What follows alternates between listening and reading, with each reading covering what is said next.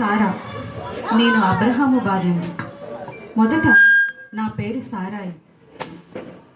దేవుడు నా భర్తను పిలిచినప్పుడు నేను కూడా దేవుని యందు విశ్వాసం ఉంచి నా భర్తతో కలిసి అపరిచిత దేశానికి ప్రయాణమై వెళ్ళాను. నాకు చాలా సంవత్సరాలుగా సంతానం కలగలేదు. అయితే దేవుడు వృద్ధాప్యంలో కూడా నాకు సంతానం కలుగజేస్తానని వాగ్దానం చేశాడు. పరిస్థితిని బట్టి చూస్తే అది అసాధ్యం. మొదట నా స్థితిని చూసి నేను నవ్వుకున్నాను. కానీ అటు తరువాత నా అపనమ్మకాన్ని పక్కన పెట్టి దేవుని యందు ఆయన చేయబోయే అద్భుత కార్యం కొరకు ఎదురు చూశాను. దేవుడు వాగ్దానం చేసిన రీతిగానే నాకు ఒక అద్భుతమైన కుమారుని అనుగ్రహించారు. తన పేరు ఇస్సాకు. దేవుని యందు విశ్వాసం ఉంచిన ఎడల అసాధ్యాన్ని కూడా సుసాధ్యాన్ని చేస్తారని సత్యాన్ని గ్రహించగలిగాను. ఆమేన్. దేవుడు చెప్పినది తప్పకుండా నెరవేరుస్తాడు. ఆలస్యమైనా కూడా తగిన సమయంలో ఆయన కార్యం చేస్తాడు. కనుక శారా వలె మనం కూడా మన విశ్వాసాన్ని నమ్మకాన్ని విడిచిపెట్టకుండా దేవునితో సహవాసం చేయాలి. ఇప్పుడు తన ధైర్య సాహసాలతో తన జనులందరికీ అండగా నిలబడిన ఎస్తేరు జీవితం గురించి చూద్దాం.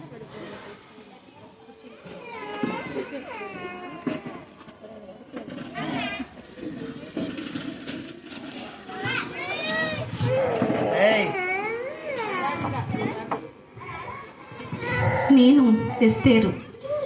నా ప్రజలు ప్రమాదంలో ఉన్నప్పుడు రాజు ఎదుట నిలబడడానికి నేను దేవుని యందు నమ్మకం ఉంచి విశ్వాసం ఉంచి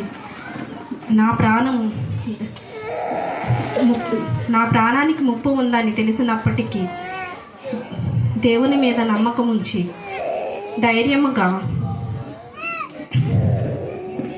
నేను చనిపోవలసి వచ్చినా సరే నేను నశించిన దానినని నా ప్రజల క్షేమం ముఖ్యమని దేవుని యందు విశ్వాసం ఉంచి ఎంతో ధైర్య సాహసంతో నా ప్రజల క్షేమం కొరకు నేను కాపాడుకున్నాను. ఆశీర్వదించి ఒక ఉన్నత పదవిలో రాణిగా ఆమెను నిలబెట్టినప్పుడు ఆమె పదవి ద్వారా దేవునికే మహిమ తెచ్చింది. ప్రాణాలకు తెగించి యూదుల తరపున రాజుల ముందు నిలబడి అనేకులకు ఆశీర్వాదకరంగా మారింది. అలాగనే మనం దేవునితో సహవాసం కలిగి ఉన్న స్త్రీలం ధైర్యంగా ఉండాలి. నిజం వైపు నీతి వైపు నిలబడాలి. అనేకులకు ఆశీర్వాదకరంగా మారాలి. ఇప్పుడు నిస్వార్థమైన ప్రేమతో తన జీవితాన్ని అందంగా మలుచుకున్న రూతు యొక్క జీవితాన్ని చూద్దాం.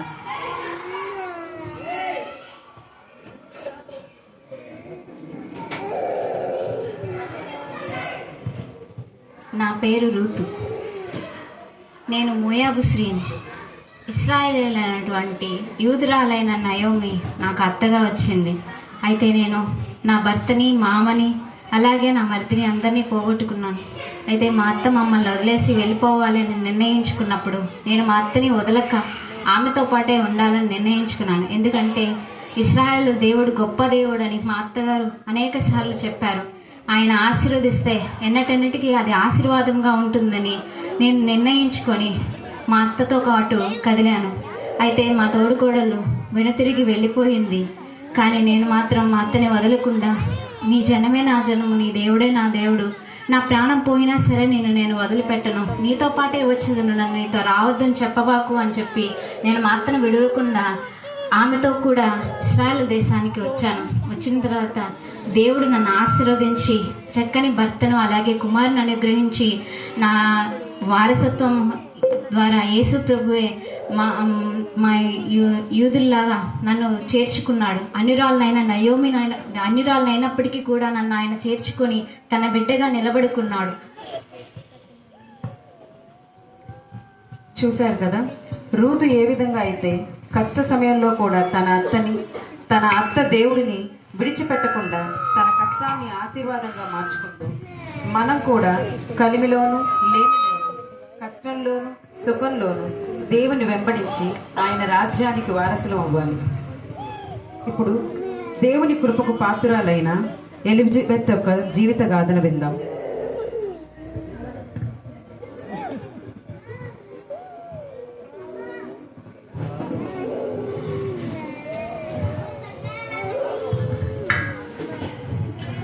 నా పేరు ఎలిజబెత్. మేము వృద్ధ దంపతులమైనప్పటికీ సంతానం లేని వారమై ఉన్నాము. దేవుని వాగ్దాన రీతిగా దేవుని మీద మేము నమ్మకం ఉంచాము. ఆయన వాగ్దానం చేసిన రీతిగా మాకు యోహోను అను కుమారుని అనుగ్రహించాడు. మేమెంతో సంబరపడ్డాము. దేవుని కార్యాలు ఆలస్యమైనప్పటికీ శ్రేష్టమైనవి అనుగ్రహిస్తాడు. దేవుని ఆలస్యం వెనుక అద్భుతాలు చేయగలడు అని చెప్పడానికి మా జీవితం ఒక ఉదాహరణ. దేవుని సేవలో నా భర్తకు నేను ఎప్పుడూ విధేయురాలై సహాయరాలై ఉన్నాను. దేవుడు మాకు అనుగ్రహించిన శ్రేష్టమైన బహుమానము యోహోను బట్టి నేను గొడ్రాలు అను నిందను తొలగించుకున్నాను. ఆమేన్. విన్నారు కదా, దేవుడు వాగ్దానం ఇస్తే దానిని నెరవేరుస్తాడు. ఎలిజబెత్ ఎలాగైతే తన అచంచలమైన విశ్వాసంతో దేవుని కృపను పొందుకుందో మనం కూడా ఆయన ఎడతెగని విశ్వాసాన్ని కనపరచాలి. ఇప్పుడు వినయ విధేయతలకు సాదృశ్యంగా నిలిచిన మేరీ జీవితాన్ని గురించి విందాం.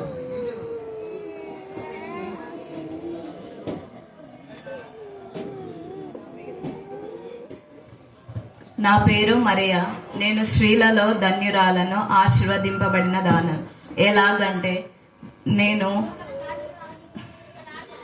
గలిలయలోని నజరేతను ఊరిలో దావీదు వంశస్థుడైన యోసేపుకు ప్రదానము చేయబడిన తర్వాత దేవుని సమాచార దూత అయిన గాబ్రియేలు నా దగ్గరికి వచ్చి, దయాప్రాప్తురాల, నీకు శుభము అని చెప్పినప్పుడు నేను తొందరపడి ఏమిటా శుభము అని అడిగినప్పుడు, దేవుడు నీకొక కుమారుని అనుగ్రహిస్తాడు, నువ్వు ఆయనకు యేసు అని పేరు పెడతావని చెప్పినప్పుడు నేను అది ఎలా సాధ్యము, నేను పురుషుని ఎరుగని దానను, అది ఎలాగూ జరుగుతుంది అని దూతను అడిగినప్పుడు, పరిశుద్ధాత్మ నీ మీదికి వచ్చును, సర్వోన్నతుని శక్తి నిన్ను కమ్మును, అప్పుడు యేసుక్రీస్తు ప్రభువారు లోకరక్షకునిగా నీ గర్భంలో జన్మిస్తాడు అని చెప్పినప్పుడు, ఇదిగో నేను దేవుని దాసురాలను, నీ చిత్త ప్రకారమే నాకు అవునుగాక అని నేను దూతతో చెప్పినప్పుడు, దేవుని మాట ఎన్నటికీ నిరర్ధకము కానేరదని దేవుని దూత నాతో పలికి వెళ్ళిపోయాడు.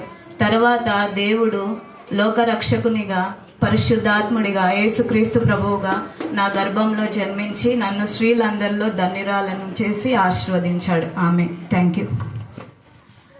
ఒక కన్యక గర్భం ధరించి బిడ్డను కనడం అసాధ్యమైనది మరియు అనేక నిందలతో అవమానాలతో కూడుకున్న పని. అయినను మరియు దేవుని చిత్తం జరిగించడానికి సిద్ధపడింది. ఫలితంగా ఈ లోక రక్షకుడికే తల్లిగా మారింది. ఎంత ధన్యతో కదా. మనం కూడా మరియవలే మన జీవితాలలో దేవుని చిత్తాన్ని గ్రహించి అది ఎంత కష్టమైనా సరే వినయంతో, ఓపికతో దానిని నెరవేర్చాలి. చూసారా ప్రజలారా, స్త్రీ ఒక బలహీనమైన ఘట్టమని సమాజంలోనూ సంఘంలోనూ చాలామంది అభిప్రాయపడతారు.